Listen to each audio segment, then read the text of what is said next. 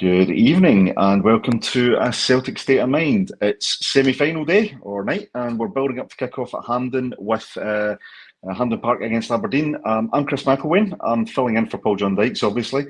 And while I agree that's a pretty substantial downgrade, I am pretty fortunate to be joined by, Nobby, you don't mind me saying this, but Acsom old-timer Lawrence Connolly and new boy in the fold, Quinny. Welcome, gents. Thanks for joining me tonight. Now, before we crack on, just where is Paul John tonight, you ask? Well, I'm pleased to report, because a lot of people have asked him to do this, but I'm pleased to report that after much urging from all of us within the Acsom team and a couple of people out with as well, he's had a bit of a fortunate invite. He's been given the opportunity to actually go and attend tonight's match as a supporter.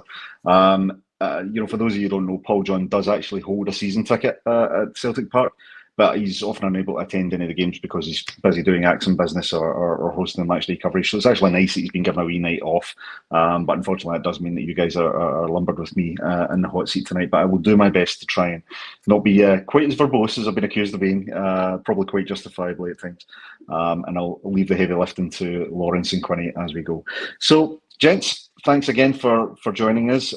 We've had the teams and the lineups revealed now, which I'll just very quickly run through. I'll run through our team first. So, unfortunately, this is a team that was leaked on X, and it is something that we're going to have to get to grips with. It might take a wee bit of time just to discuss that. But we have Kasper Schmeichel in goal. We have a back four: Alistair Johnson, Cameron Carter-Vickers, Austin Trusty, and Alex Valle. We then have our midfield of Arne Engels, Callum McGregor, and Rio Hatate. And on the wide areas, we have Kuhn and Maeda with Kyogo up front. Our bench, good to see one particular name back on there. That's Adam Ida. But we also have James Forrest, Paulo Bernardo, Lewis Palma, Anthony Ralston, Liam Scales, Sinisalo, Greg Taylor, and Yang on the bench. So we've got certainly options on the bench. But is that the lineup you would have expected, Lawrence? Do you think that's the strongest team we could have played tonight? To be honest, I'd expected Scales in there. You know, it's going to be a big talking point, I think. Yeah, it's going to be a talking point tonight, I think. Yeah, I think that's the only one that's perhaps not the strongest. You know, I've not seen a lot of Trusty, not had a lot to judge him on. Stop, Vickers has missed Vickers missed a lot through injury so far, and he wasn't. Even when he was playing with his Scales, I thought Scales was outperforming him this season. So yeah, maybe Scales missing out. I don't know, maybe if he's got a knock or anything, but that's the only surprise. You're getting to this game hoping that Aberdeen, their midweek game, taking a lot out of them. The first half they looked to be running away with it at one point, firm in control, but that ends up 2-1 to them, and they had to play for the full 90 minutes. So you're hoping it's taken a bit out of their legs, and they can't play the high press that they like. So most of their guys had the midweek off, didn't they? It was a bit easier for us in midweek, so hopefully that benefits us on what is a fairly big pitch at Hampden. So hopefully that hopefully we do it first half, but if not, hopefully Aberdeen can't live waste for 90 minutes and we make another final. Yep, absolutely.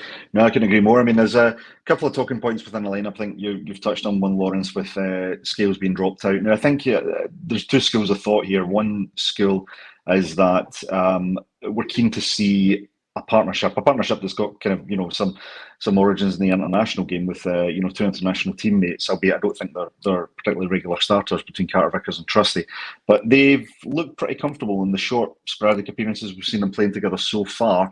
But there's also another talking point as well, Quinny. We've got the midfield three of McGregor, Engels, and Hatate. Now, Luke McCowan has been in the last couple of games. He's obviously cup tied for tonight, so we're only a bit calling him. But might you have expected Bernardo to come in for one of those three places, or do you think we've gone with the best option there in the centre of the park? I was surprised to see Bernardo start on Wednesday night, and I said at the time, it was the slowest team we could have fielded, I think, against Dundee. And I think in this pitch, if you did, Engels was always going to play, and I think if you have Engels and Bernardo, it is just too slow in there. So I wasn't expecting to see both of them, and I expected Engels to play. So I would have been surprised to see Bernardo retain his spot in this one, especially with us kind of knowing that McGregor was coming back in. So no, not a big surprise for me. I don't think. What I think it will be interesting with the midfield three is what we've seen against Dundee. midweek, as well as Motherwell at the weekend and Atalanta the last time we were out midweek as well. Is the midfield dynamics kind of changing a little bit? So it'll be interesting to see with McGregor coming back into the fold, because it changed a little bit in his absence. Now that he's back, it'll be interesting to see if we go back to exactly how it was before he came out of the team, or if there's a little bit of evolution, because the gains that we made against Atalanta was from the little change we made in midfield versus the last time at Dortmund. And we've heard Brendan say enough times he wants to play the same team as often and enough as possible, regardless if it's Europe or domestic and all the rest of it. So that for the midfield, that's what I'll be more interested to see. Does Engels maybe sit a little bit more next to McGregor, and then one of them has a little shot at going forward if space opens up? Or do we see Engels out in that kind of wide right midfield spot and Hatate, kind of mirroring that with McGregor in the middle? But I'm the same as Lawrence. I think Scales was probably the biggest surprise of this one. It's interesting to see Trusty and Vickers together, because as a partnership on paper, Trusty is a bit faster than the other, Vickers and Scales. And with the size of the pitch, maybe that recovery pace is something that the manager's after. But I think Scales has been head and shoulders one of the best players in the squad for the last year and a half or so. So it'll be interesting to see if this is a test of some sort, or because I would expect who plays today to probably play Wednesday as well, or Tuesday, whenever the Leipzig game is. So yeah, I think the Scales one is the biggest surprise to me. Yeah, I think it's interesting. What I would say, I think it's one of the first times in a long time we've actually got a decent headache for the manager in that sort of key position. Previously when you've been thinking about your first choice two, and you've looked at the bench, you've not really had confidence in anyone coming in. With everyone from Stephen Welsh to Nawrocki to the often disappeared Gustav Lagerbielke as well. So it's actually, I think, in one sense, if we can take a positive spin on it, it's nice to be able to rest a player who's been on real form like Liam Scales and has earned that position with what looks to be a very capable replacement coming in Austin Trusty. But you're right, yeah, maybe the manager's just looking at the attributes that Trusty's having in this game. What about sticking with the defence at the moment, Lawrence? What about that left back position? Alex Valle coming in for Greg Taylor. Greg Taylor had an appearance earlier in the week. What do you think about Valle coming in for this game today? Would you have expected to see Greg in instead? No, I was expecting Valle. I think his performances he's put in of late, he's made that jersey his own. It's going to be hard for Greg to get it back. Greg's also probably lacking a bit of marked sharpness, but no, I think Valle's kind of made that jersey his own with the performance he's been put in. Brendan talks about his needing physicality. He's certainly got a bit more physicality than Greg. So, no, there was no surprise for me there. I'm quite happy to see Valle in there. Absolutely, yeah. How impressed have you been with Valle since he's come in? What does he do different or better than Greg Taylor, do you think, that's kind of giving him giving him the kind of right to the jersey for the moment? I think technically he's better. He's quicker on the turn. He's got better pace, and he adds a bit more height. So I don't know if he's as good coming into midfield, but on the overlap he certainly looks stronger. He's had a couple of shots, so wouldn't be surprised to see him scoring from just outside the box today. So he's had a couple of efforts, hasn't he? He's had a couple of wee speculative efforts are getting closer. So I think that Brendan's been growing about quality and physicality, and I think that's basically what he's got over Taylor. He's technically better, and he's got better physicality than Greg. So I think it's a pretty obvious improvement in the way that Brendan's been wanting to take the team. Only worry is, he's only on loan at the moment. We don't have the option to buy, although he does have a rumour buyout clause. Hopefully, we're already chatting to his agent and maybe getting it lined up for a January move rather than waiting to the end of the season. Yeah, I think there's definitely appetite at the moment based on what we're seeing to bring him in. Time will tell whether we manage to get that one done. I think all the rumours I've heard is that Barcelona are keen to keep him. I think he's showing that he's a player of real promise, but things can change, and the player seems to be enjoying himself here at the moment. So fingers crossed. Looking further up the pitch then, Quinny, back to a more familiar lineup than what we've seen in the previous game. I think if Palman Yang had come in, we'd have a very interesting comments board today. But as it is, we've got Nicholas Kuhn, who's been on great form this season. Dyson Maeda, who you know exactly what he brings to the table, and obviously Kyogo, who was guilty of missing, two in particular really guilty-ish chances in the last game. We need him to be a wee bit sharper tonight, but he's still got that movement, which is so important. But big reliance on the wingers tonight to give him the service that he needs. Yeah, for sure. I think the front three is exactly how you would hope it would be, for this game and for the next couple with the running that we've got coming up. And again, I think the pitch and the occasion really does suit them. Like Kyogo, like we were all kind of bemoaning the chances missed. I was looking at it on my Thursday night stream, and it was like over the last 40 appearances in the Champions League and in the league, Kyogo's missed like 33 big chances, which is like what I call a statistical sitter, like kind of thing.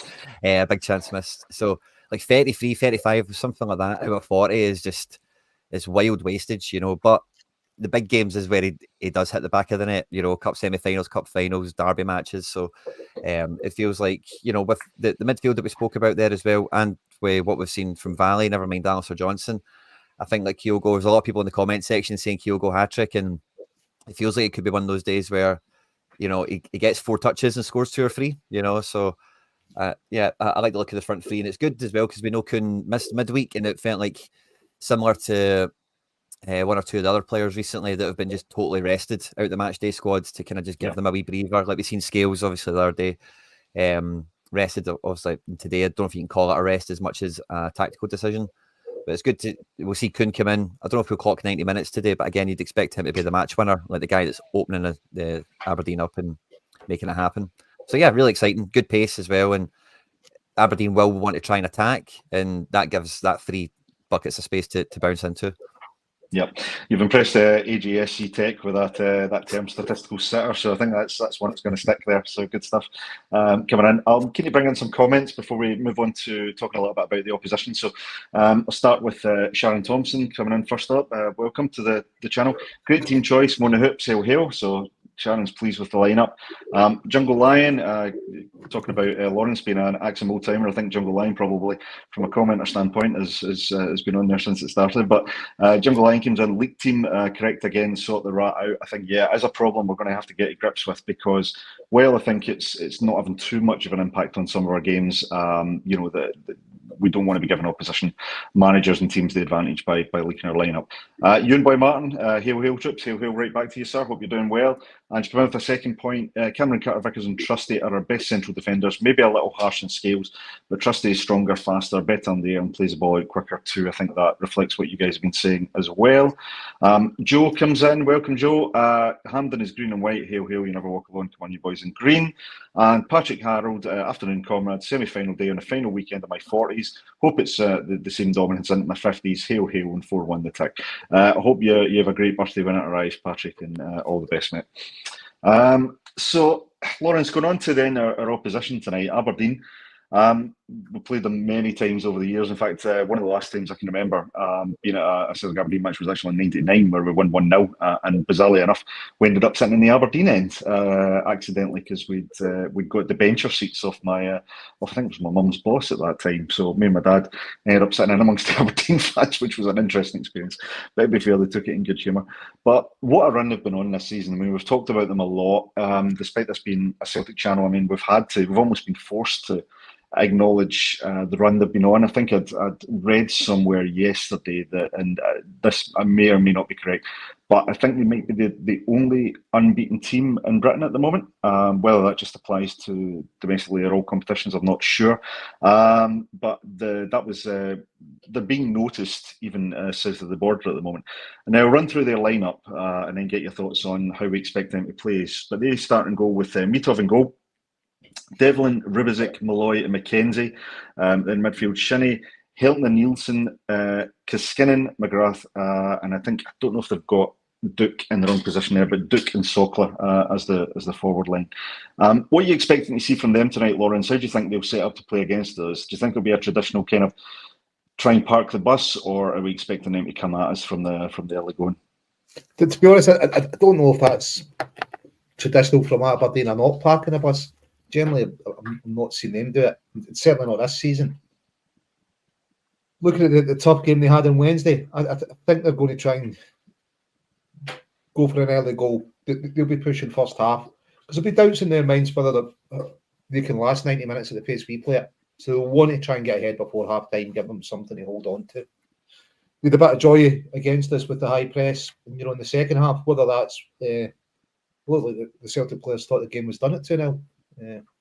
Sadly, it didn't turn out to be that way. So No. that's what I'm expecting for Aberdeen, and I think it could be a good warm up for Leipzig. A team that comes out and plays a high press against us. It could be what we're looking for. Certainly, Brendan's going to ask us to start with high energy, try and get an early goal, try and overpower them. It's going to be an interesting first half because I think both teams will be going for it for different reasons. At Aberdeen, because maybe they'll be doubting whether they've got the legs for 90 minutes. Celtic, maybe if you can get the game done first half and save the legs the European game. So yeah, I fully expect them to come out and listen. They're going to be buoyed with that win over the new team in midweek, aren't they? I know it was close, but they're going to be buoyed with that. So yeah, will be a cracking first half, I think. They're definitely bringing some serious momentum into the game, Quinny. I'm just reading there. I think this has been, we've had 9 Hampden meetings with Aberdeen over the past 32 years.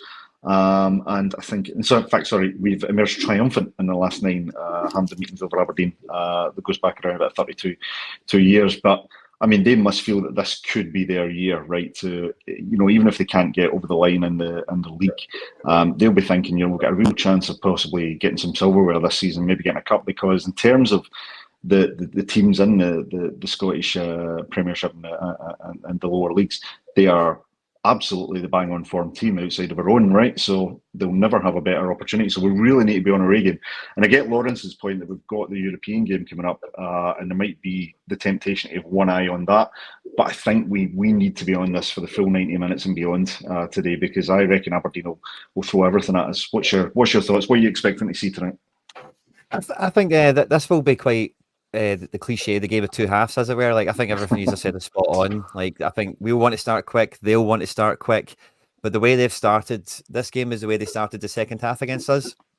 So they'll have Duke and Kiskinen out wide with McGrath in behind Sockler, and they're going to try and go man for man on the fullbacks. They're going to make Alistair Johnson and Alex Vanney's job really difficult to get forward or do anything wacky in terms of the inverted fullback kind of thing and all the rest of it. And then with McGregor sitting in there, McGrath's a big strapping boy, so he'll have his hands full. He needs a wee bit of help with that Engels kind of thing we were chatting about earlier on, perhaps. So I think it again, very good, like Lauren said, be a good precursor to the Leipzig game.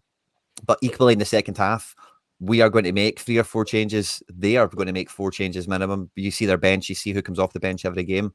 So, we won the first half at Parkhead 2-0. And in the second half, maybe it's not the way we want to think of it, but, we didn't win the second half. And but this game, Quinny, saying that one, see, maybe it's distance, but that second half at Parkhead, when you look at the stats, they had a bad 15 minutes and they scored with every chance they had. Outside of that, every other start, we were absolutely dominant, weren't we? And I know it didn't kind of go our way. So there's maybe a distance because you're disappointed not to win a game. You're 2-0 up at home, but it's just that shaky kind of 15 minutes we had, wasn't it? It cost us. Oh no, yeah, definitely. But the thing that I kind of was thinking about this game earlier today is, and I know you don't need to worry about it too much because it didn't actually count in the end, but from analysis point of view or a coaching point of view or whatever, they did actually put the ball in the back of the net 3 times. They had a goal chopped off, obviously, for offside or whatever it was. I forget right now. So it's one of those ones where I always think with football, the first half or the first 50, 60 minutes, you really see what the team's prepared and what the coach's plan is. But then once the subs come on, it's really then quite reactionary to the game state and who's on form, who the ref has booked, who's picked up a knock. And you're then at the mercy of the game, I think, for the final kind of 30 or 40 minutes. And so let's say I think it will be that kind of match where the first half we're going to see the perfect Brendan plan against the perfect Thielen plan, as it were. And I think we're going to probably be better than them in every department, like we generally have been. But I think we got caught a bit cold for that 10 or 15 minutes when they changed it up so much, and it took us a wee bit of time to react and all the rest of it. But I think we should be better prepared for it this time around. Our bench is a lot stronger today than it was back then, because we've got just more players available now. So yeah, I don't think it's going to be over until the final whistle. I think it's going to be, hang on to the edge of your seat for this one. Might be because we're scoring lots of goals or something like that, but I don't think the game's ever going to die or like go dry, if that makes sense, because there's always going to be something else happening in the match to keep the tempo going. I actually was thinking, see that draw at Celtic Park, it might cost them, because I think we went to sleep because we thought the game was done. After we got a bit of a wake-up call, it was 2 each, but we dominated them. I don't think they're going to get the benefit of us taking them lightly now. I think we did at the beginning of that second half. We thought, game's done. We're 2-0 up, we're cruising. Well, we've seen it in the wake of the Dortmund game that our manager, he doesn't mind changing things. And he does certainly learn from previous games. So I've had evidence of that. I just want to mention a comment here. Unfortunately, it's not one I can actually bring up because it's a wee naughty word on it, but it's quite a nice comment. And it says, "Great to see Quinny on here again. That lad knows his stuff," and I'm embellishing there. That lad knows his stuff there, but you can imagine what that word actually was. That's from Stephen Boyle. So you're doing good there. When people are enjoying what you have to say. But yeah, I think Lawrence, you make a good point. The result we had against Aberdeen, as much as we've given them all the credit in the world, we definitely took our eye off the ball in that game, and I think that's why it's the run they've been on even since that game and the result they had against Rangers. They're not a flash in the pan at the moment. Even though it's early in the season, they are living up to the hype. They are, exceeding all expectations. And I think because of that, we have to show them, enough respect on the pitch without showing them too much respect. But we have to show them enough respect to make sure that we're on our A game for the whole match. We've seen matches, particularly in Europe, where we've given the ball away. Some of our passing's been slack. We're not doing the basics as well as we should be. And actually, as we've seen in European games, you will get punished by good teams or on-form teams. Aberdeen are sharp at the moment, so we have to be very, very careful we don't give them too many opportunities. I want to talk a little bit about a couple of the players that we're going to see tonight. So, first one is our record signing. So, Arne Engels, 21 years old. Started off absolutely flying, probably one of the most confident penalty takers we've seen in a good few years. But he's had a little dip in form recently, maybe not being able to influence games quite as much. I thought second half in the last match, he sort of came a bit more into the fore, played really well. Again, stepped up, showed responsibility to take the penalty. But Lawrence, what do you think? Do you think we're expecting a little bit too much from Arne Engels too soon? Is he still a player that we need to give a bit of time to bed in, or are you expecting him to kind of thrive on a game like this, where it's one of the highest pressure games we've had in the season so far? Well, I think he set kind of really high standards when he came in. That's probably what we're judging him against. In part, I don't think he's had a bad game since he's signed. It's just that his initial games were really good, and we're going, right, that's what we want every week. Forget he's a young player. He's just moved country. Opposition were getting used to him as well, but he's maybe also just getting used to playing 2 games a week, which is taking a wee bit out of him. But no, he's not had a bad game for us. I just think his first 2 or 3 games are really, really good, and that's the standard we're judging him against, which is it's maybe a bit unfair just now. He's a young player. His form's going to go up and down a bit, but there's no doubt his quality. The club back Brendan, he's a record signing, and for me so far, he's looked worth every penny of it. Even if just for today, we know somebody's going to hit a penalty and score. It's kind of. I mean, we went through a period there where it seemed like if you'd scored one penalty, you were due to miss the next one. We couldn't seem to get a consistent penalty taker, so it is nice to see someone that seems to have seems to just have the eye of the tiger when it comes to that. I mean, looking at what else he's alongside. I mean, it's great to see Cal Mack back in, Quinny. We know what he brings to the table. Actually, one of the things I think we've missed since he's been out is that ability to run forward, break ahead of the midfield, get to the edge of the box and ping one in. We'd love to see something like that from him again tonight. But he's also got Rio Hatate there. Tati's a player who he's got just that wee stigma about him. Some people really rate him and want him in and recognise what he brings. Other people think, he's a bit careless, a bit lax. Yeah, other people think he's a bit careless, a bit lax. Sometimes maybe tries the Hollywood pass too much rather than doing the basics.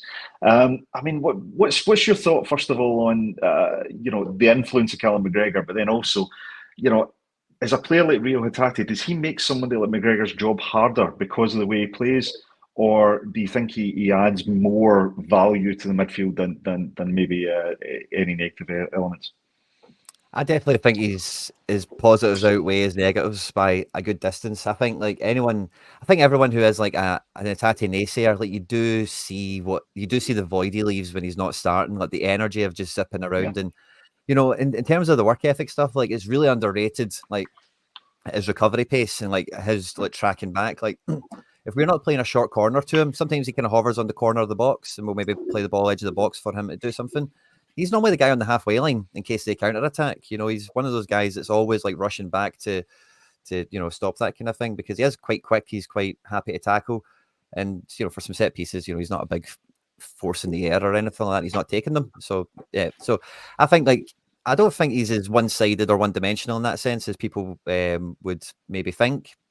And yeah, I think he makes everyone's job easier because most of the time he's playing, especially off the ball, he basically joins the forwards and goes and presses, which just gives the rest of the midfield a bit more space to play in. It stretches the other team as well, because if they're having to man mark and do a bit of keeping their same shape, their same formation, it's the same kind of system as like the inverted fullback, where when someone just pops up in an area you don't really expect them to be or isn't like the norm, it then puts people on kind of high alert, and then it's like, oh, whose man is that? And where did he come from? And where's my guy went? And that kind of thing, you can't really quantify it. But even if he doesn't get on the ball and he's in amongst there causing that, buy somebody 2 yards, buy somebody half a second. And I think you notice when he's not there that without somebody doing that, it looks like the team goes really flat and everything's like, oh, nobody can actually break the lines and go through. So, I'm going to cough, but yeah, I think it's positives outweigh the negatives. But I think with Engels, back to what Lawrence was saying, Brendan had a great quote about it the other day. He said he came to us, but previously he was playing 1 game a week, and Brendan's words were, to me, that's a holiday. And Celtic playing 1 game a week, that is a holiday. So it is a totally different lifestyle. It's a totally different environment, totally different level. It is like winning the lottery in a way, where your life is one thing, you're playing for a bottom half team going nowhere. Now you're in a Champions League team and you're playing for your national team and you're competing for cups, you're going to the semi-finals and big stadiums and all the rest of it. So it is a real change he's went through, and it's that kind of honeymoon period we had at the beginning, and he set that high bar that Lawrence was talking about, and now it's just that wee bit of like normality setting in a little bit, and then just keeping up this extra high tempo pace standard that's from him and from the club and from us, So I don't think he's played a bad game, and I think today could be a big one for him. Yeah, one game where he might get a chance to showcase what he can do. Can you bring in some more of your comments here? I appreciate kickoff is fast approaching. I want to make sure everybody gets to see there. So let me just pop in here, make sure I don't ban anyone, because I've got Connie. You'll probably have been told about this. I've got a wee habit. Oh no, I was in the live chat that day. We had a live chat already. Yeah, I didn't ban you, did it? So Stephen Burns comes in. I love that picture. Scales should be starting, so definitely got some support for Scales in there. I think it's quite a keen point. John Sweeney comes in. McGregor's a worry for me is he's not match fit, and will tell, especially in the second half. And the Aberdeen manager could exploit this, especially with these tactical substitutes. Yeah, I mean that I think that's a fair point. I mean the one element we've had is we've had a player like McCowan able to come off the bench. We don't have that luxury tonight, so the responsibility is on McGregor. Again, maybe that's a reason for Bernardo starting on the bench, as well as the fact he's maybe the most natural replacement to come in if McGregor does tire. So yeah, I think it's a great point, John. XDG83X, not sure what that represents. I'm probably getting that reference completely wrong, but firmly on the couch and not behind the mentality today. I'm willing to bet Jim Orr will still be behind the couch tonight, at least maybe just one. Danielle, good to see you. I'm glad to see Trusty starting. Has far better recovery pace, and Aberdeen are fast in the counter.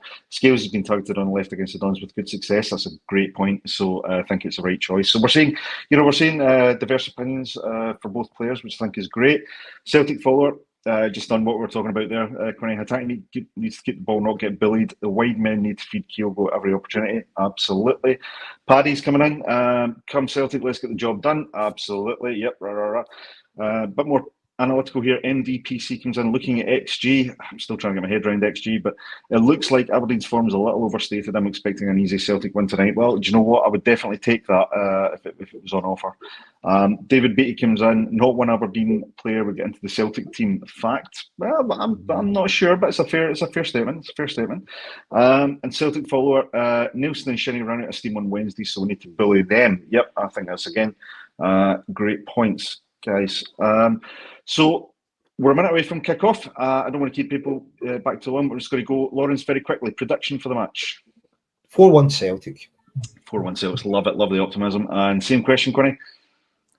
I was going to say 4-1. I'm not going to change it. I'm going to go with 4-1. Going to start with 4-1. I'm loving Listen, it. if it'd been optimistic, it'd been 4-0.